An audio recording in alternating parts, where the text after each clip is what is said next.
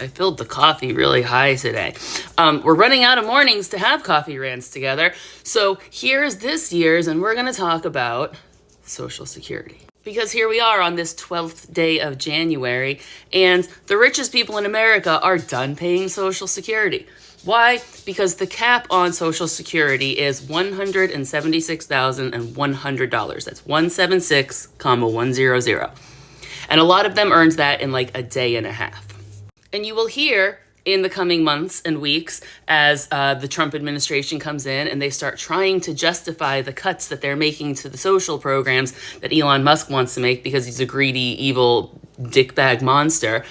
But that is what you need to know. When they're talking about Social Security needs to be cut and that the Social Security program isn't sustainable and that they have to either change eligibility requirements or increase the age of eligibility because otherwise the Social Security Trust Fund will go bankrupt, I want you to remember that on January 12th, Elon Musk was done paying taxes because he only pays taxes into Social Security for the first $176,000 he earns, which he probably earned in a single day.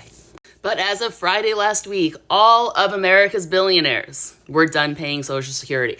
So the Social Security Fund is not going to go bankrupt just because of people getting older. It's going bankrupt for a few reasons. And I'm gonna let you guess where it started. That's right, friends, it's Ronald Reagan once again, because in order to pay for his tax cuts all the way back in the 80s, he decided to borrow money from the Social Security Trust Fund. Why? Because the Social Security Trust Fund had a gigantic surplus, like trillions of dollars, just sitting there, earning interest and waiting to be paid out in benefits to people. A huge lump sum of cash that they had to pay out into the program because they'd collected more money over the years because the boomer population was gigantic. So Reagan decided to borrow those benefits, literally borrowing from future generations to pay for his tax cuts to boost the economy in the 80s. So now history gets to remember him as the president who pulled us out of the recession of the 70s and had a booming economy.